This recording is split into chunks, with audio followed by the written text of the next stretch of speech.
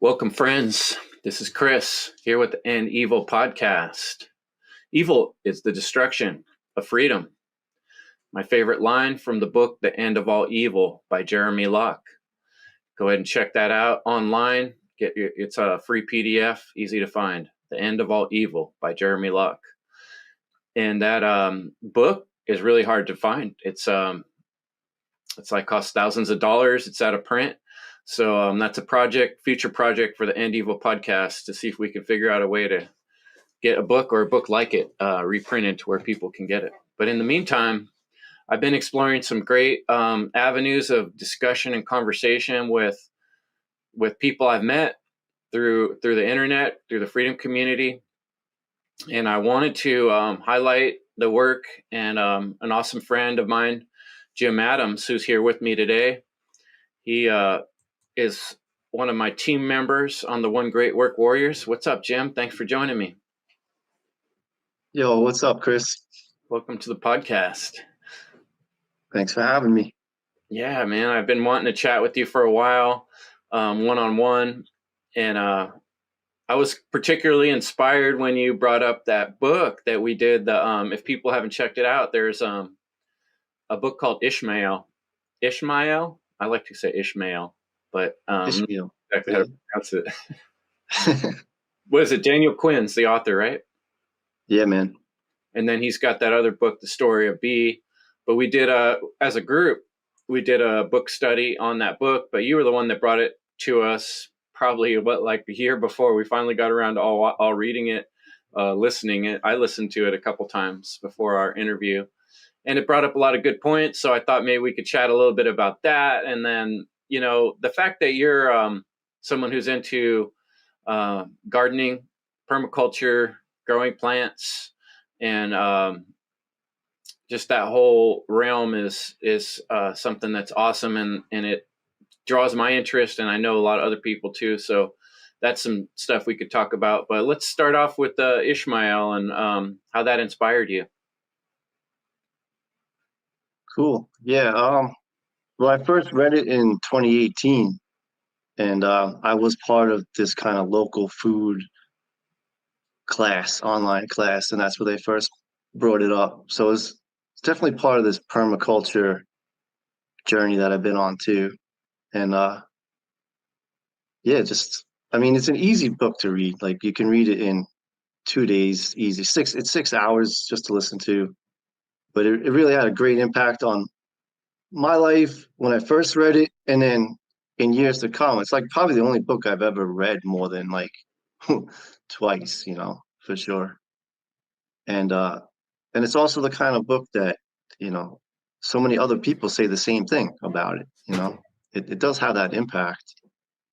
And I really wouldn't want to give too much away about it, but it's like stuff that it's common sense, but it's about the mindset of humanity.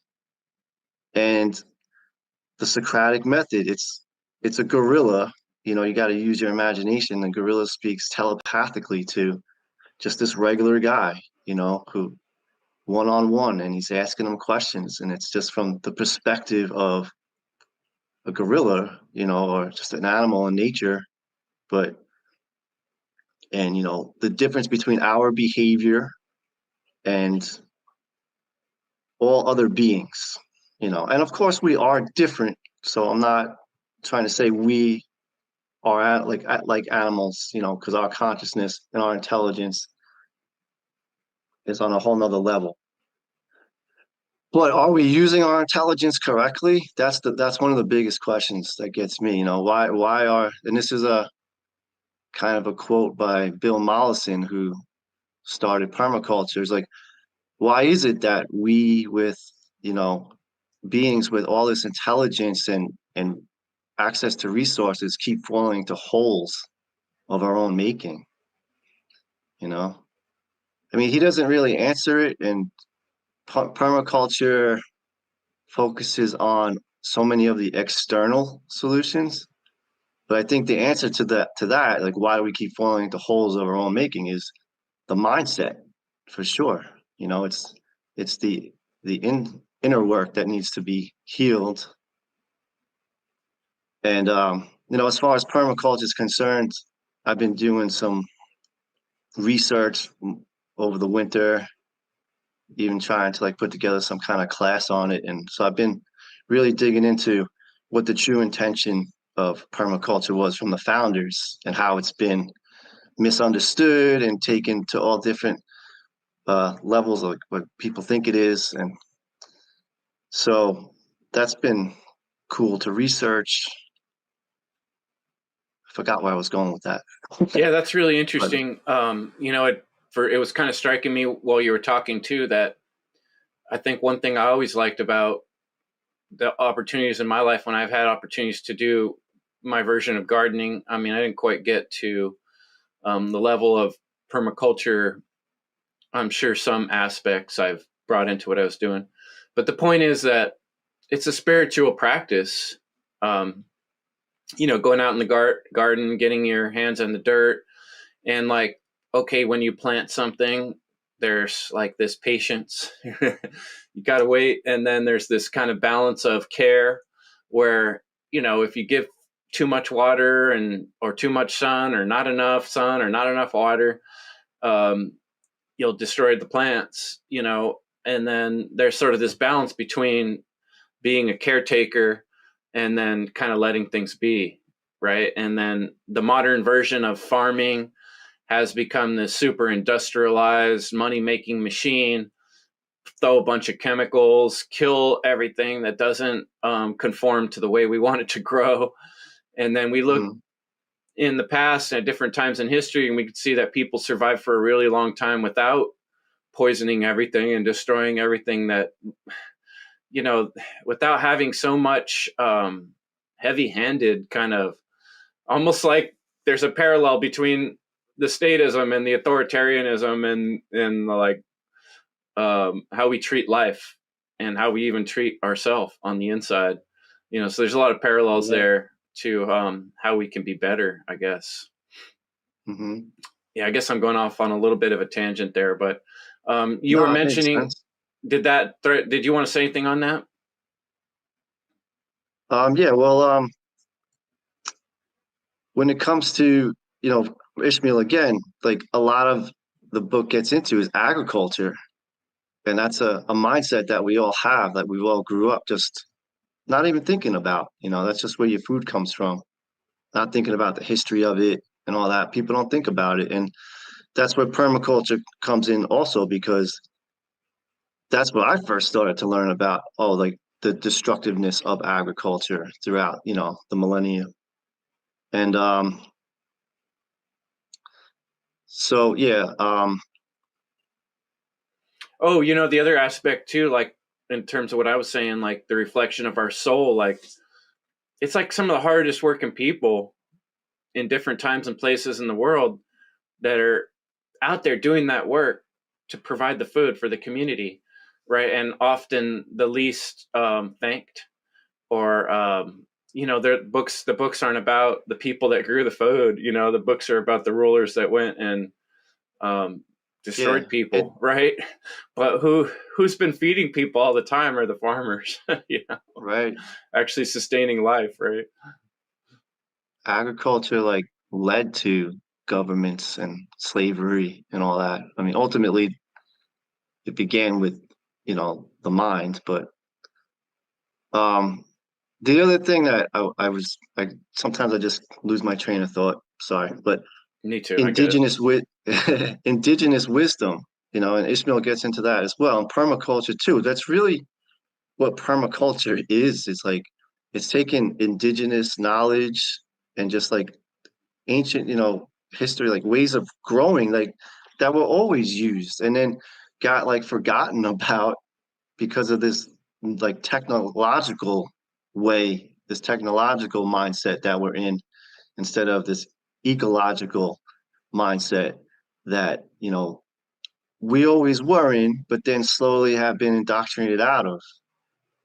And, when people say that permaculture is like the solution to, to freedom and stuff like that, that seems to be a big kind of part of, even me in the beginning, I thought that, before realizing like it's not the external solutions that's going to save us. But, if you think about the indigenous people who are still here, or just the American Indians who are here, like they have their reservations. Okay, so they were given their land to uh, be free on their own. But have they ever really been able to, like, are they safe from the outside?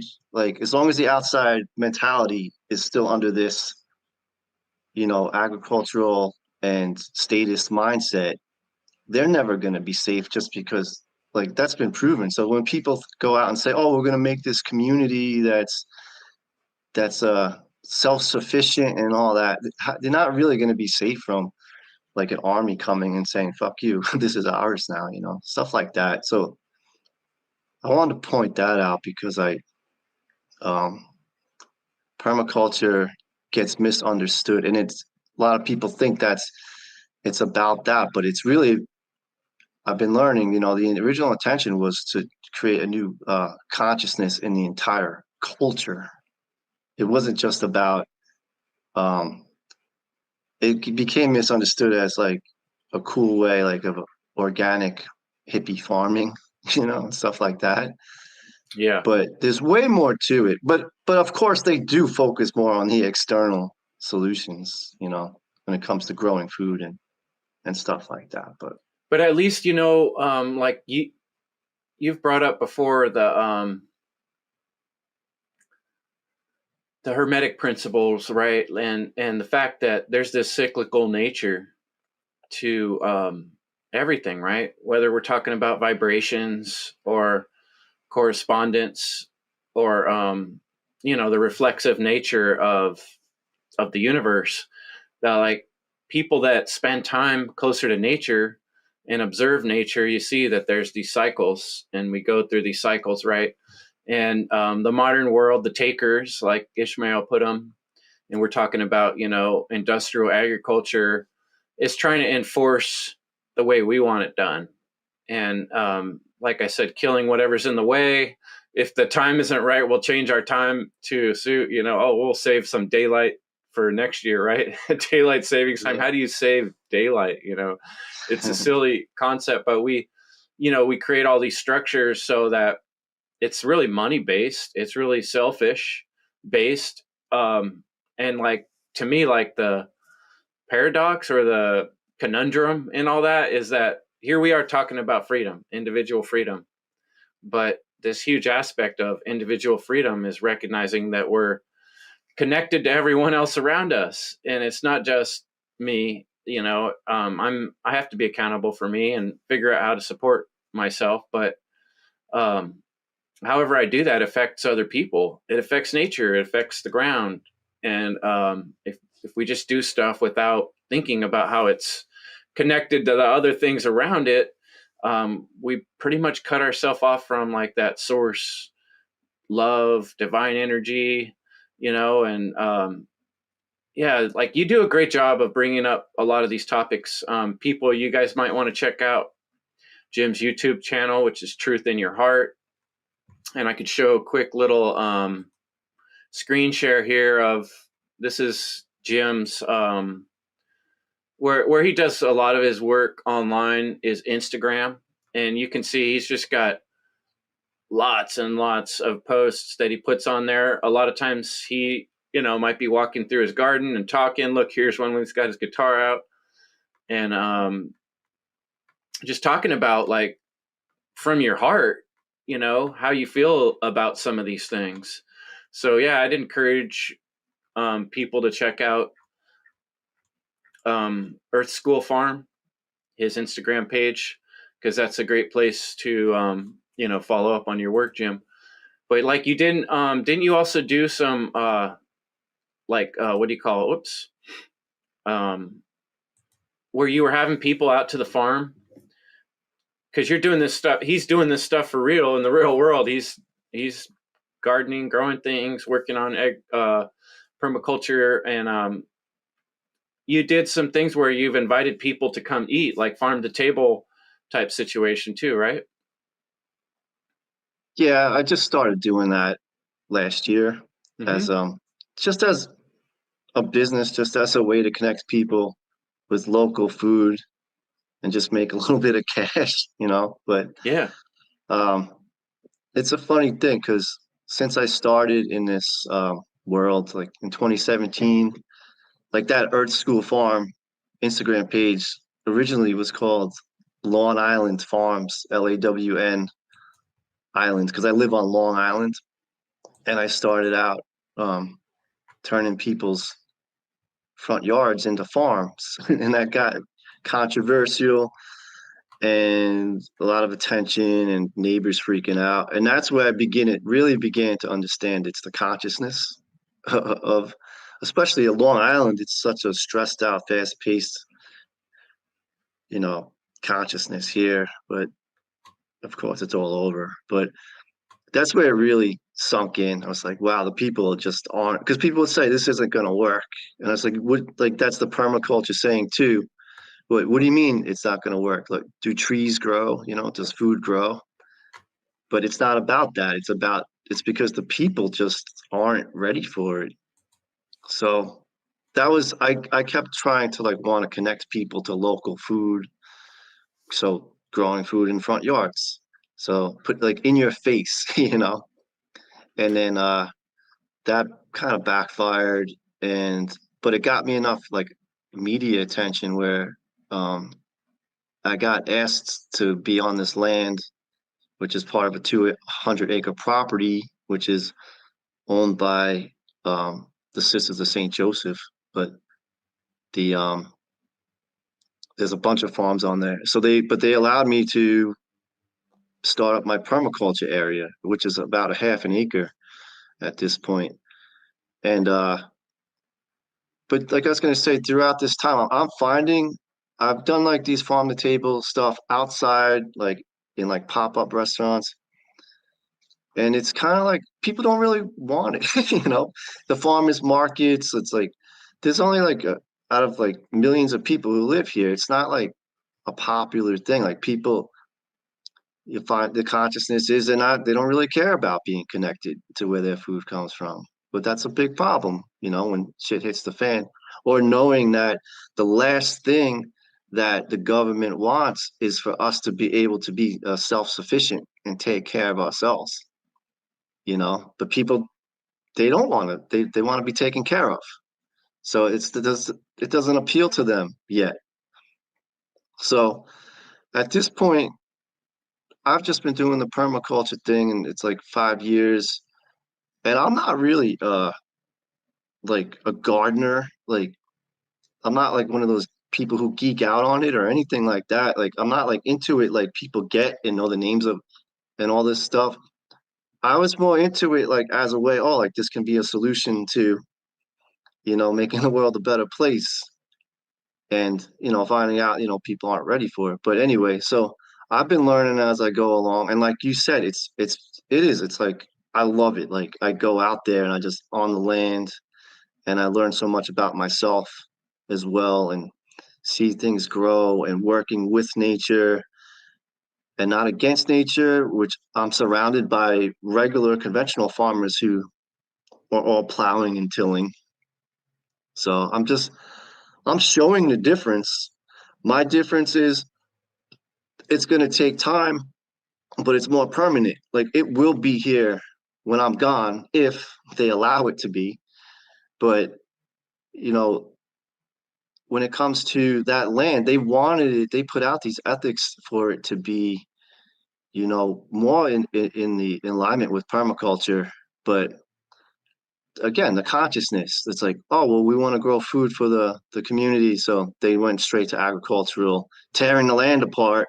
But meanwhile, they have it like written in their ethics, like we want to be in harmony with all beings on the planet, but then shooting bottle Right rockets up at until it Jesus. costs Yeah. too much money, right? Yeah. Or the Well, government says.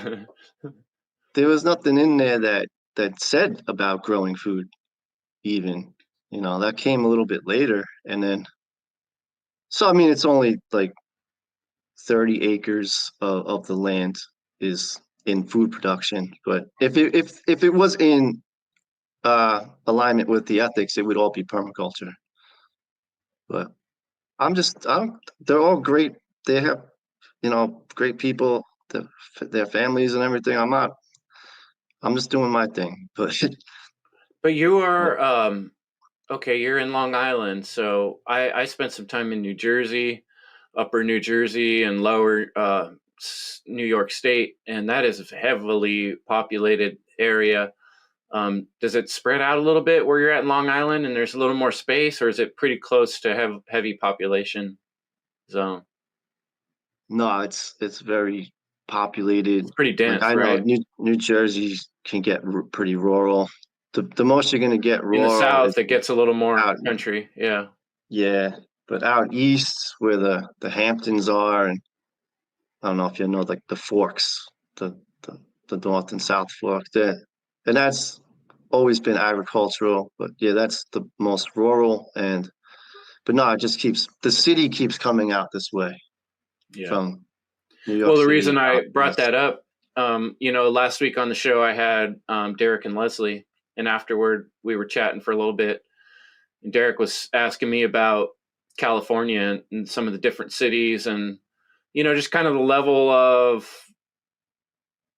consciousness in terms of people that are more on the statist side versus people that are a little bit more on the freedom side. And I really like this topic because talking about self responsibility, you're talking about growing food and being responsible for your own food, finding ways to be more self responsible. Um, Colby and I did that discussion recently on Freedom Self Starter. And so that really plays into one thing I appreciate about you too. Like you're not a super wealthy man, but you're finding ways to support yourself to where you're not like constantly working for the man, so to speak. You're doing some Uber Eats, and then working some time on your farm when you can, and kind of making your own schedule and doing the pool work. And I really appreciate that, being kind of a Renaissance man, a man of many talents. And I think that applies to women too, of course. But we people that care about freedom, it sort of forces us to start looking for other avenues of income and ways to self-support ourselves. If we do want to separate from the state, then that means we have to figure out, okay, where are we going to get our food? How are we going to become more self-responsible? And it just occurs to me that the deeper you get into a city, I kind of notice there's less of that. And the more you kind of get out in a country, you find that people are kind of used to having to do things for themselves more. So have you noticed that at all? Does that make sense what I'm talking about? Yeah, it makes total sense. And I think morality goes down as population increases. Yeah, that was something that came up in the Ishmael book as well, too, right? The more that people aren't directly That rhythm. involved in their own food growing process and it becomes industrialized, it's like a type of tyranny. Yeah, it's messing with that rhythm, right? Oh, rhythm. That's the word I was trying to think of earlier. I was getting Yeah. hermetic principles. Yeah, rhythm.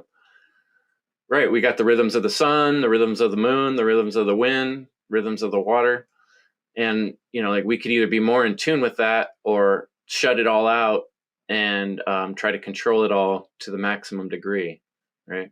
Yeah. That's a controversial one. I'm afraid to go near it, but Oh, the population population. thing. Well, that's kind of why I brought it up, honestly, is because like Yeah. my take on it, my perspective, like from traveling around California, is I've lived in more densely populated areas. I grew up in San Jose, East San Jose Mhm. is a very populated area, and I've moved to areas that are more rural and more country, and I've noticed that there is a lot of space out there, but these areas where everybody's compacted in really tight, assholes and elbows, you got more problems with crime and you have less personal responsibility. And therefore, because of that, I think that's why there's that difference in morality too, because of self responsibility, right? Yeah. And the belief systems changes. It's easier to control the minds.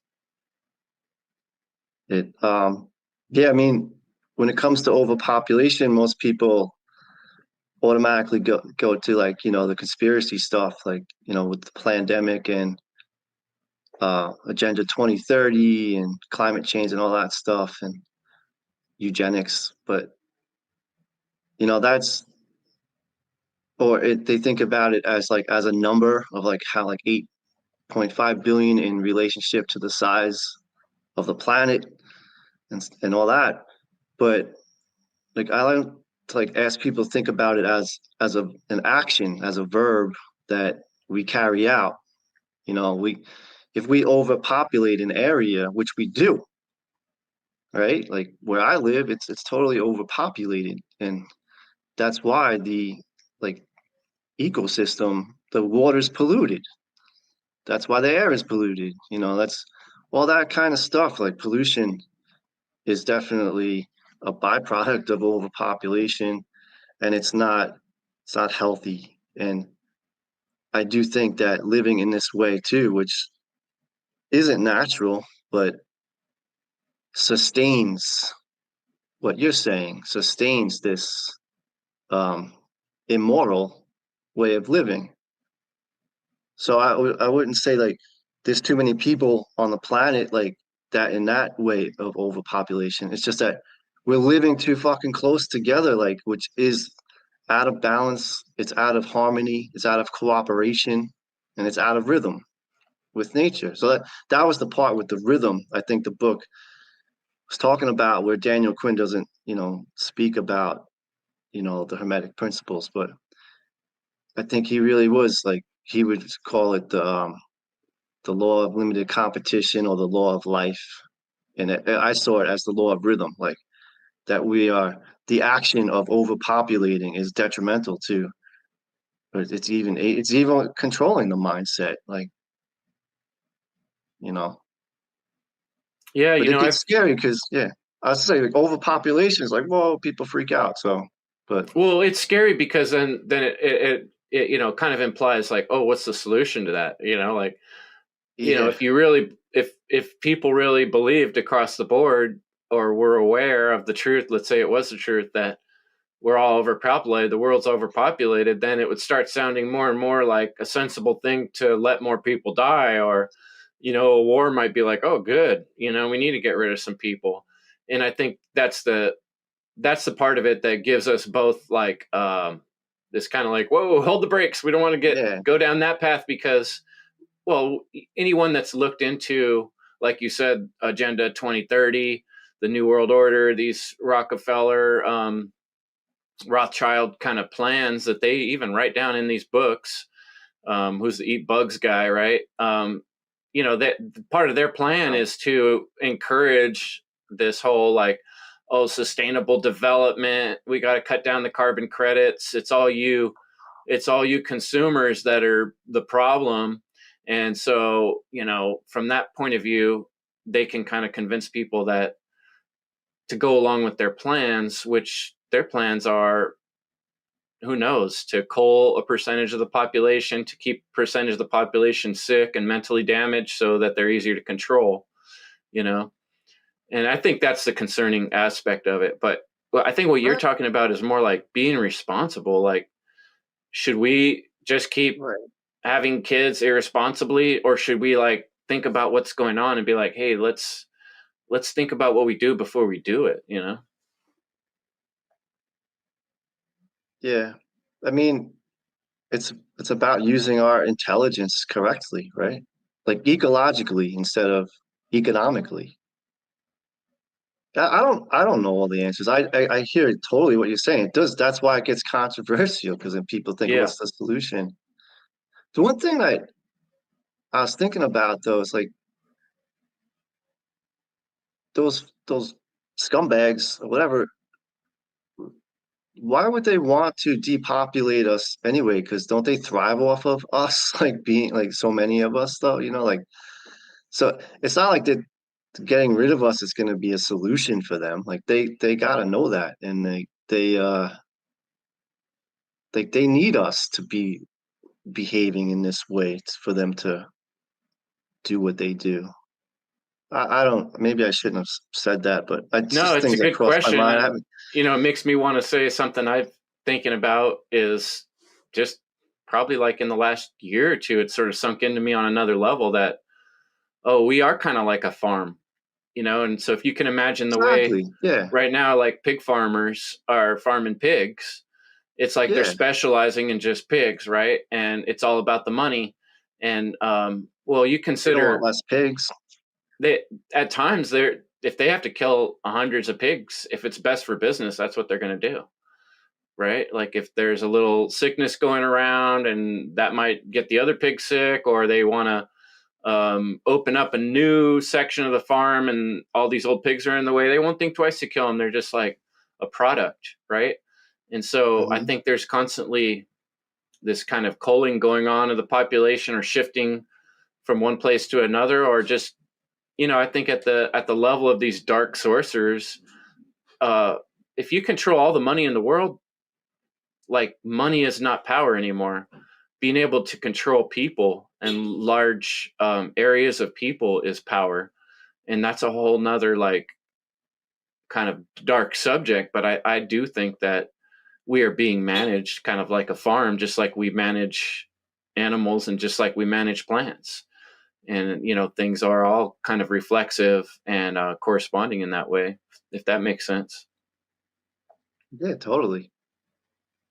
That's what made me think, why would they want to like reduce us to like under a billion or just to start over? But um, I'm curious, kind of like, yeah, I know you've had conversations with people, but on your personal journey, like, what kind of started to change your mind to where I think where people get stuck, a lot of people, like, they don't even want to recognize or see that our world is that managed. And a lot of people I talk to are like, no, there's government, there's corporations, there's different groups that are vying for power, but there's no overarching conspiracy. That's all just comic book movie stuff. Like, how does that affect you? And is there a point in your life where you kind of change your point of view on that? The great conspiracy, we'll call it. like when I started to Well, like like, I mean, understand like I know you went through Mark Passio's work, and then before you and I first talked, and you joined the One Great Work Warriors, you got more passionate, inspired that there's a major problem, right? It's not just a small yeah, thing, right? And so somewhere along that path, you must have kind of realized that this is a bigger deal than what a lot of people think it is, right? This whole slavery thing. yeah, yeah, without a doubt. I mean, it was pretty much over the course of a decade from about, well, even longer, since about 2007, six. Like when the Twin Towers were hit, I was all about, yeah, like, go to war and all that. And I had a couple people I knew who were saying that it was an inside job, and I thought they were total assholes and all that. And it was about like 2005, 2006 where I started to like, you know, hear stuff and ask questions and all that. And like 2012, I started to like just have this ask questions like, who am I? What am I doing here? Stuff like that. And spoke to a life coach, and some of that information started coming in. And permaculture for sure. When I first started learning about that, people in that world are I don't want to say conspiracy minded, but understand, like talk about these things. And like when I first took the permaculture class, that was right around the time of Occupy Wall Street at the same time. So that was all like a big buzz. And then I started saying shit and becoming weirder and weirder and like alienating myself a bit from my friends and gradually like leading to my divorce, probably even, uh, among other things. But really, it wasn't until COVID. COVID was the big one, right? But by the time COVID hit, I was like, oh, I know this is something's not right here, and how frustrating it is to see everyone else, be falling for it and getting vaccines and oh man. And that like yeah, it was 2021 when I came across Mark Passio's work and that, you know, I I myself like just as brainwashed as everyone else when it came to morality and how simple it is Hmm. to know like what the difference between right and wrong and like that that moral relativism. I think these were things like questions I asked when I was a kid to my parents, especially when it came around religion and stuff. But then you gotta let it, I had to let it go, and like, because they just like, that's just the way it is. My parents would say that, or teachers would say that. And so I let it go. And then I think that's why part of the reason I became an alcoholic, like, because I was just like, just drink it away, just join society. Yeah. Yeah. And I Just kind did of pull that the for 20, blanket over your head. Right. I get that, man. yeah. So I did that for 23 years, where I drank beer every day for 23 years. And 2017, when I started this farming, the Long Island farms and all that, and I just, but whatever, I was just ready. It was time. And, I would get gout all the time, which is, I don't know, it's kind of weird. Like a lot of Painful, people, right? yeah, I got it like 40 times before I was like, Uh, okay, it's from drinking beer, it's from the alcohol. So that pain definitely helped contribute to me quitting. So it's been like 7 years, and but that was a big factor that got me out of my brain. I was in the fog with just drinking that everything away, like not having to deal with reality. And so then I stopped drinking and thinking more clearly, and then you could look at reality and not hide from it. And then it's like talking about the truth, and then you realize, oh man, people hate the truth. They hate it so much, man. They hate it so much. And mm, it's like that's the only thing we got going for us though, right? Because yeah, even man. though when people are talking shit, like at least we know we're in truth, and we're not like lying or making shit up. Like we're not stuck in beliefs. But yeah, sorry, go ahead. No, I was just going to say, I don't know who I was just talking with about this. So many times in conversations with people, I'm trying to bring it back around to what I see as the most important topics. And maybe that fact that I'm trying to bring it back around to something important there that creates resistance in people I'm talking to because they maybe sense this agenda, but a lot of times I'll say something and then everybody's eyes just kind of glaze over and there's like this weird silence and then like someone changes the subject and I'm just like, Yeah. what happened there? I was trying to, and I think what it is like when you really get at the hardcore truth and you start talking about morality and objective morality, even bigger, like it's a scary thing because like we were talking about, it's about accountability, about all your choices mattering. And we live in a world that is trying to convince you that things don't really matter and that you can just kind of bathe in this material world and do your job and just follow the rules of the land, man's laws. And that's what we're going to call good. So, like, what in your interpretation now, how do you see good and evil and where we're supposed to be since everything's so mixed up with all this like government and authority and stuff and religion? How do you fit into that in the modern world, with what we've learned? That's a big question, I know, but just How reflect a do little I bit. fit in? Yeah, like I mean, I Uh, struggle with it. Like I know you got pulled over by the police like oh three or yeah, four times, and there's certain levels of things that I'm not trying to necessarily fight on a day-to-day I'm basis. But how do we fit yeah, into this man. corrupt society? I guess with more morals. Um, No, I'm still in it. I think I'm just in the very beginning part of just talking about it, Hmm. bringing it up and trying to see where people are at with it and being very frustrated and the consciousness, understanding the consciousness more. Yeah, I mean, I'm doing this permaculture stuff, but I'm not self-sufficient. I'm not um I'm still paying taxes and trying to figure out how not to. I don't like pay a lot, but trying to get people to understand where their money is contributing to and having them tell me that that doesn't matter, that they don't care. Um, yeah, I don't see tickets, man. I keep getting tickets. I keep getting more and more tickets since I started to talk about this stuff, though. So I I I get them all the time. I have an arraignment date. Is that Oh on like no. in July for like four tickets, seatbelt tickets, and uninspected.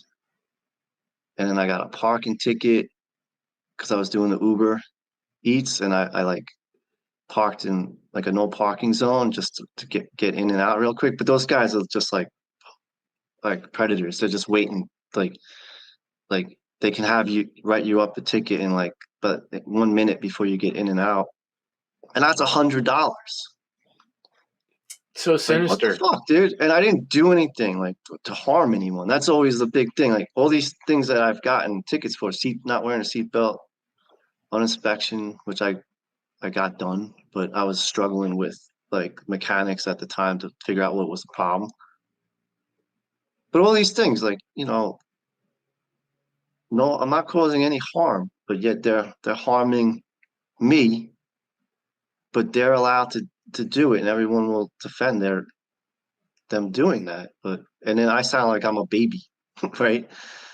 But I don't know what to do because the I mean I do like I haven't had the money, like they're stealing money from me and my family, right? Like I could give it to them, but it's like I guess I'm gonna have to because I got those red light camera tickets.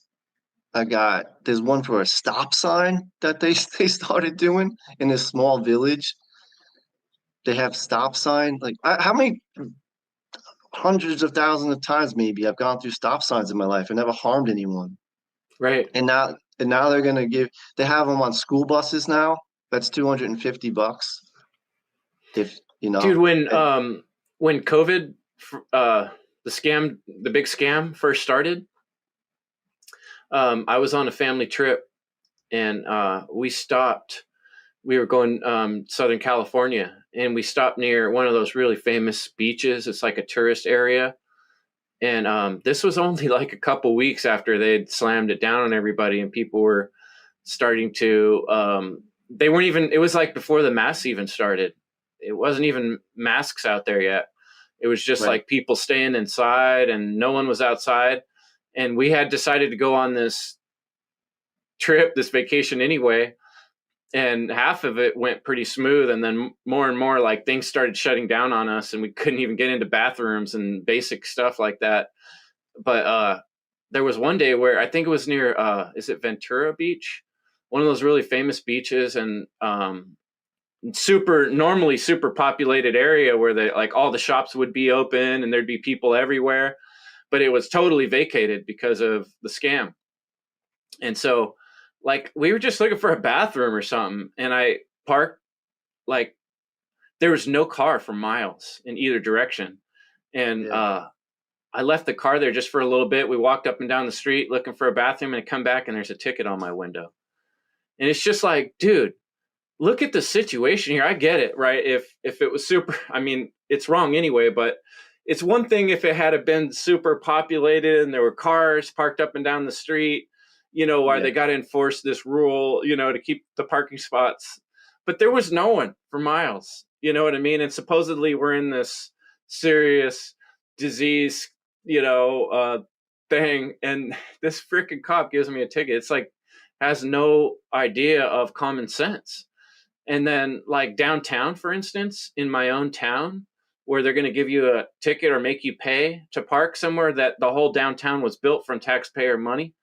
Like, why would you pay to park in your own town that you paid for your whole life through your working? It's so absurd. And it's like, you mentioned something in the beginning of this podcast about, like, we can't get perspective on these things. People can't see it because we've been in it our whole life. But if, like, we were an alien coming from another planet, or like Ishmael, a gorilla, that's where that perspective really helps out. Is like, we got to find a Yeah. way to look at this from a fresh perspective to see how ridiculous it is and how stupid. Would you pay someone to be in your own house, hitting you with a whip every time you looked in the wrong direction, or you didn't close the door right? You want someone to stab you with a little poker to remind you that, oh, close the door, like, this is the world we're creating, where we're stabbing ourselves in so many ways with our own hard-earned money, having people out there following us around and giving us a hard time for it and stealing our energy. It's just preposterous. Yeah. Anyway, that's me going off on a rant, not asking you a good question, but No, there's man, it's no, all like you said, there's no simple solutions, right? no. I mean, like we always say, well, that's what we're doing right now. We're just talking about it. But like Thomas Paine, right? Like he wrote a book about it. It's like getting people to like think. Um, I want to promote it more. Larkin Rose's movie, The Yeah, the Jones Jones Plantation, because Plantation. yeah, it's exactly what you're just saying. It's like the mindset, like we're defending our own slavery. Like eh, you got to point out to people that we are living in a condition of slavery, but they don't see it. I mean, that's a goal, right? To get people just to see that slavery, that it is the condition we're living in. To get people to admit that, right? That book, End Evil, is another great one that you brought up Yeah, in the The End of beginning. All Evil I by mean, Jeremy Locke. so simple, right? It's so simple, but Yeah, and I think, getting go ahead. no, that's all. Just getting people to that understanding, and like again, like both things we were talking about. We didn't cause harm to anyone, but they're harming us, like doing their job. That's their job, right? That guy didn't have to give you a ticket, but that's the business. That's his job. Like it's a business. It's all business. Which is, like we talked about in compromise, compromised principles. We as a nation, as a people, are so used to compromising our principles left and right. Like you said, there's a lot of things that you and I would like to be more of an anarchist, but in the balance of what we're trying to do here, what becomes more important is having the ability to speak out. This is like the internet's our megaphone that hasn't existed through most of history. Most of Yeah. history, people just had to, like, yell real loud or write things with a quill and pen and try to spread them around, or print things and spread those things around. But like, I think it's probably hard for you to see how evolved you are. It's one thing to do some self work and recognize the problems in the world, and then see, like, oh, I'm not even treating my own body right, and get yourself right there and doing that self work, and then doing that self work to do hard research and look at things that are hard to look at, and then to take that whole other step of, now I'm going to talk about it publicly. I'm going to put my name out there. I'm going to put my face out there publicly, and I'm just going to speak about it clearly right in front of people as often as I can and on a regular schedule.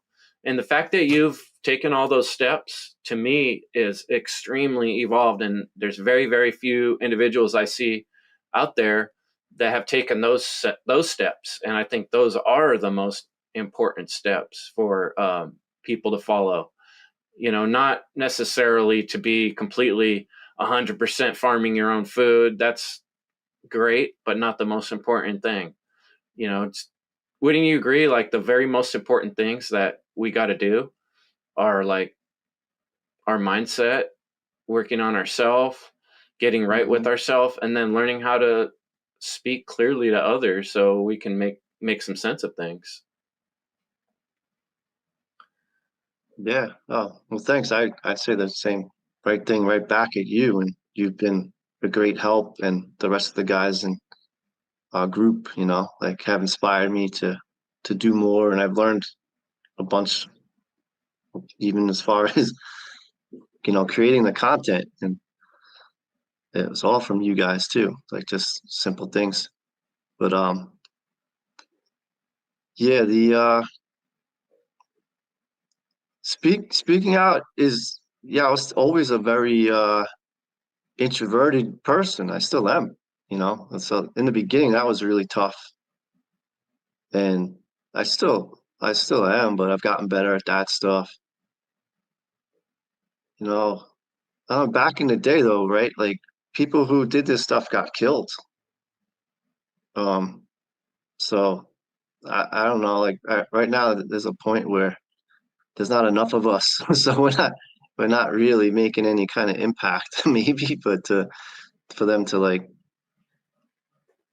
you know, ex, like the Inquisition and all that kind of stuff, like people would get killed for speaking like this. But um,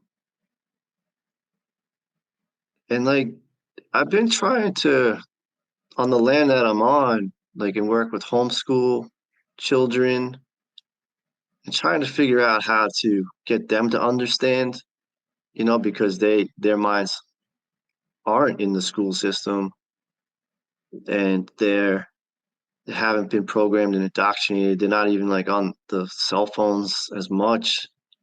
But I'm finding that I, that's going to be very difficult because their parents are indoctrinated and programmed. So, I just still don't know how like to reach people.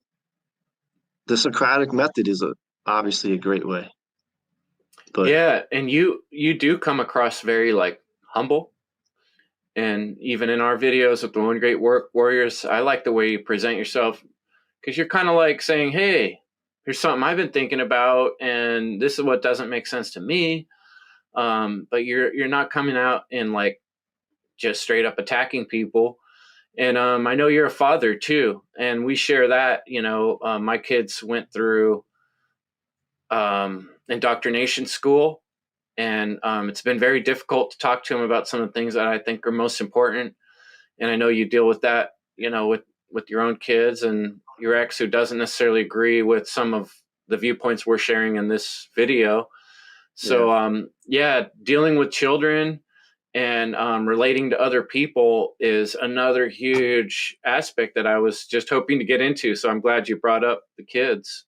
Maybe you hmm can talk a little bit more about being a father and how do we relate this stuff to the younger generations. Yeah, no, and we've spoken about this before. And again, like just a little bit earlier, like I'm still in it. My kids are in school. They're in 11th grade, and I didn't really start understanding this stuff until like they were just beginning kindergarten. I started talking to their mother about homeschooling. She didn't want anything to do with it, and then the pressure of all the rest of the people in my life. I don't know, like I wasn't ready for it. Again, I was still that alcoholic, always working like crazy too. But whatever, like there should be no excuses, but that's the way it is. So I know a lot of people may frown upon me for that, for having kids being in the school system, but they were uh they already were programmed before I even figured it out, you know. But I We got to start from where we're at, right? I I don't mean, we're know. just I people. I speak to them. I speak to them all the time, and again, they hate the truth too. You know, they. But I do think when they get older, it's gonna sink in for sure. They're gonna understand what I was saying. You're Um, planting seeds like a true farmer, right? definitely, Or a definitely gardener. planting. Yeah, planting the seeds. Soul gardening. and I could see it. I do see the difference huge because I do work with the homeschool kids, and I see the difference, with. So I mean, yeah, I The work with. homeschool kids seem different to you than the kids that are not Yeah, homeschooled. that What are some of yeah, the things you because see there? they're not on the phones. Hmm. Like the parents, like, and that's not to say all homeschool parents are like that, but the ones that I am like working with, um, yeah, they just um they're just not programmed the way that the rest of the school kids are. They play with each other a lot more, and they're using their imagination a lot more. I'm definitely seeing that they're using their imaginations, like stuff I remember when I was a kid. That again, like I fucked up, but my kids got cell phones when they were 10, and then I saw the difference. Like they got taken away, and that's the way it is, man. I let it happen, and so that's How about being honest. I'm not the greatest father, but well, I mean, that's the shadow work. Like we look at the aspects of ourselves that we can improve, but um, then we move forward and we're like, well, what can we do to build on this, right? Um, Something I've been thinking, talking about recently. I did a little video just this week on interconnectedness, and I've noticed that a lot of times when I'm in nature, like just going for a walk, or like working in the garden, it's a time where inspiration, mental like thoughts kind of flow freely. And I've even wondered sometimes like if maybe somehow I'm talking to the trees or the souls of the forest or something, or when I'm quiet, I can hear the vibes of what they're trying to get at. I mean, do you feel like getting your kids outdoors has helped, or is that something you try to do? Or your time outdoors, does that bring you inspiration? for me, definitely, yeah. I always would try to take them out hiking, and that they resisted. Like I don't know what it is, man, but they when they were younger, I would always take them, you know, but then when I gave them like a choice, they didn't want to go. But then I bring them. My daughter likes going. We go to the beach at sunset. She likes doing that. My son hates it. Like he hates the beach. To have the permaculture area, which is like amazing. It's like a half acre. I don't have my own yard, but I have that, and it's like a little park I created, and they don't really like going there. I gotta drag them there too, and Mm-hmm. it's upsetting. But once They're they're they're there, do mo- they open up a little bit a sometimes? little bit, but they don't really want to stay. Yeah. They're not into that, but I don't know. Maybe I they'll did come notice with around on my that. girls, especially when they were younger, I would be like, let's go to the beach or let's go for a hike. And they're always like, nah, you know what I mean? Yeah, But then once yeah, we'd get out there, all of a sudden they'd be running around with sticks and they'd start having a good time. But I mean, I know yours it's are true. teenagers now, so Yeah, that's that definitely, changes. you know, I did have that happen, Yeah, but yeah, the teenagers, they're twins too, boy and a girl. Unfortunately, they're doing that brother and sister thing, but with Button heads a little bit. yeah, but it's to be expected. And it's just me. Like I'm a single dad, so their mom took off. Like she's around on the weekends, but I don't know. I'm just doing the best I can. It's like Hey, that's all we can do. And, I think that says a lot to people that might be listening right now, that we're just people like you, and we're trying to put this stuff out there. We're trying to make a difference. Does it give you, I know me, like, it gives me a sense of joy. I'm passionate about doing this kind of work. And when I make a new video or I'm part of a new Great Work Warriors meeting, I feel good about it. I feel like I'm trying to do something right in this world with so much wrongs. And so, like, I really appreciate what you're doing. Let me just put it that way. Yeah, same to you. Yeah, if anything, I've always, and people do this, right? They're like trying to find out like what their purpose is. And for a while, I thought it was, permaculture had something to do with it. And yeah, probably like I get a lot out of that. But really, man, it wasn't until the, natural law stuff and you talking about ending evil. What greater fucking purpose is that, right? You know, talk about that, like ending evil, like what greater purpose, right? Seriously, I mean, how probably like one of the most difficult challenges you could take on, but seriously, like ever since I started to think of that as a purpose, like that's felt the most right. Like I said, permaculture was like didn't totally feel like it, but this really feels like it, like, like because I do believe like, we do this isn't our only life.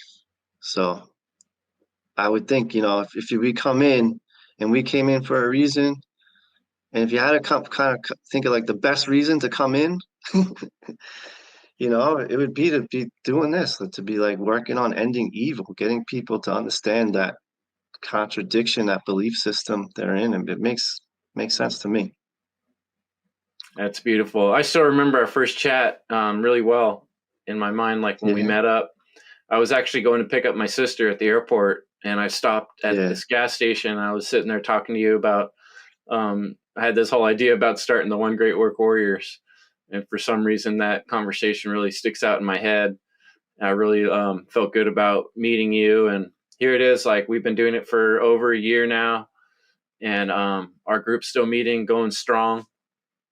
And I think it just yeah, goes to show that, you know, the interconnectedness and reforming families and connections and creating like stronger bonds between people who are working towards similar what is most important type goals is what we can do in this world without getting into a bunch of trouble with the police or the authorities currently. And maybe we get enough people to start thinking more consciously to where at the right timing we got enough people with the right mind to where it doesn't have to be quite such a terrible fallout that we're all kind of starting to see happening.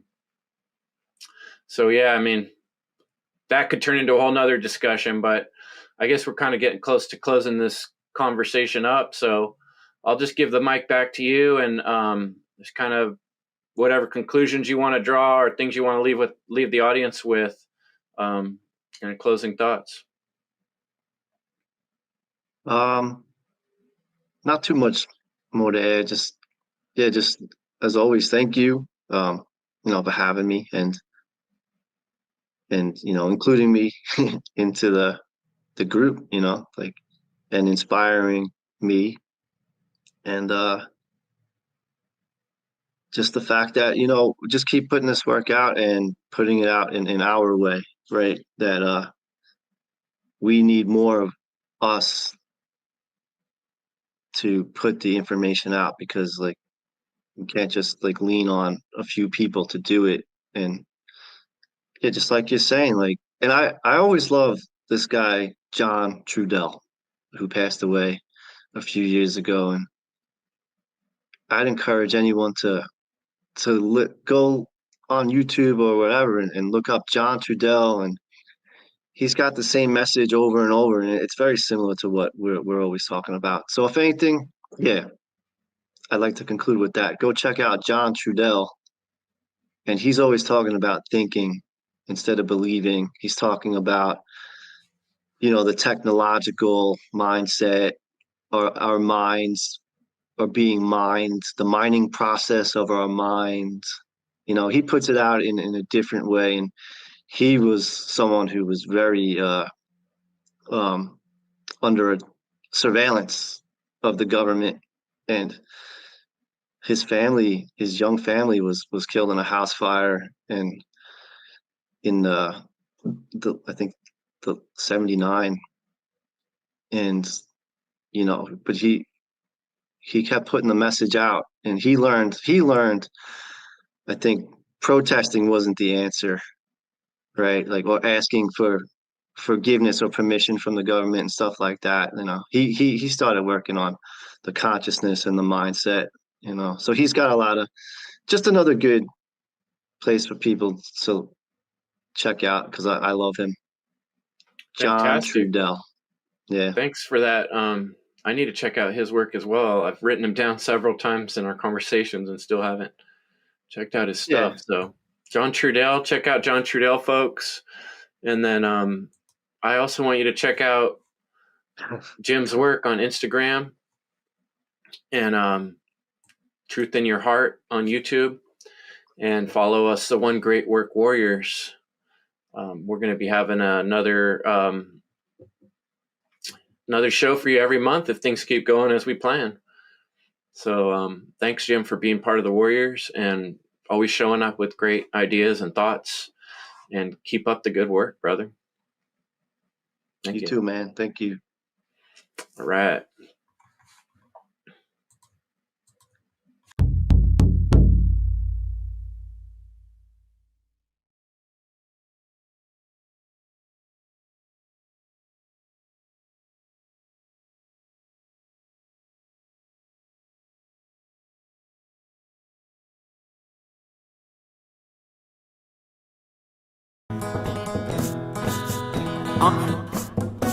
I'm in a cage, I'm in a prison, I'm in a mental prison, and a physical one at that, and definitely a spiritual one, whether that's recognized at a conscious level or not.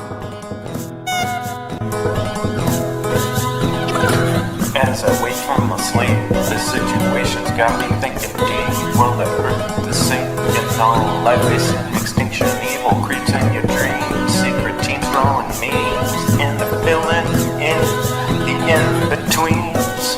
My control for the teens, now they got you on your knees. I'm making my way through this open maze, but I'm dazed by mass confusion, all the images that they're using. There's the race to the tip of the top of the pyramid. The pyramid. Falling in, to this low level of spiritual awareness, such that these methods can have any effect over us.